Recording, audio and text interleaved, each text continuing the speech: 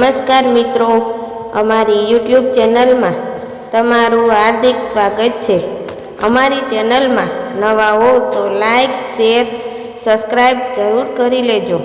અમે તમને અવનવી કહાની જણાવતા રહીશું। તો શરૂ કરીએ આજની આ કહાની।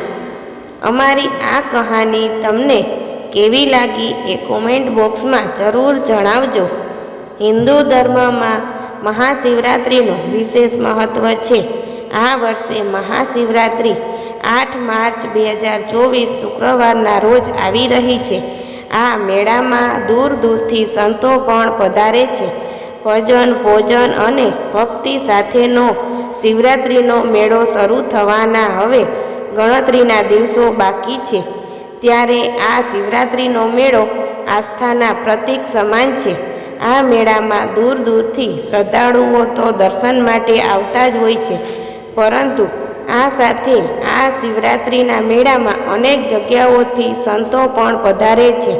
ગુજરાત સહિત અન્ય રાજ્યો તથા ભારત સિવાયના અન્ય દેશના સંતો પણ આ શિવરાત્રિના મેળામાં પોતાની ધૂણી ધખાવે છે। ત્યારે સંતો દ્વારા જે પ્રકારે ધૂણો ધખાવવામાં આવે છે તે ધૂણાનું મહત્ત્વ શું હોય છે અને તેનું અગ્નિ પ્રજ્વલિત કર્યા પાછળનું કારણ શું છે તે પાછળ એક રસપ્રદ વાત છુપાયેલી છે।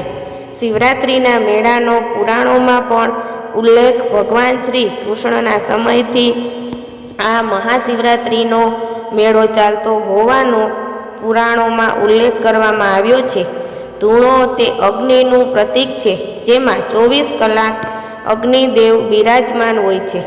તે પ્રત્યક્ષ દેવતા છે। આ ધૂણાની પૂજા કરવા માટે દરેક સંપ્રદાય અને દરેક સંતો હંમેશા આગળ હોય છે।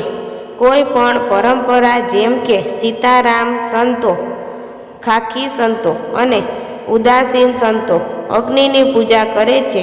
ધૂણામાં જ્યારે આહુતિ આપવામાં આવે છે ત્યારે અગ્નિ દેવતા પ્રત્યક્ષ રૂપે આ આહુતિને સ્વીકારે છે। અગ્નિ જ્યાં હોય છે ત્યાં અંધકાર દૂર રહે છે।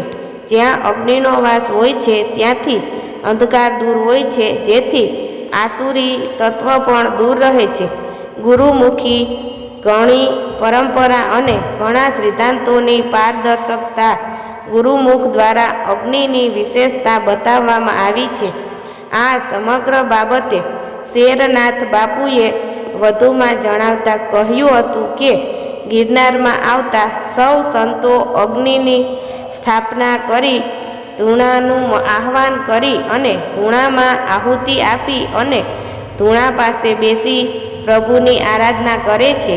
આ પરંપરા અનાદિકાળથી ચાલી આવે છે। ધૂણામાં અગ્નિ દેવતા પ્રગટ થયા બાદ જે ભભૂતિ બને છે તે ભભૂતિનું પણ એટલું જ મહત્ત્વ છે। એવું કહેવામાં આવે છે કે ચપટી ભભૂત પે ખજાના કુબેર કા। જે પણ સંતો અને મહાપુરુષોએ આ વાત કહી છે તેમાં શંકાને કોઈ સ્થાન નથી।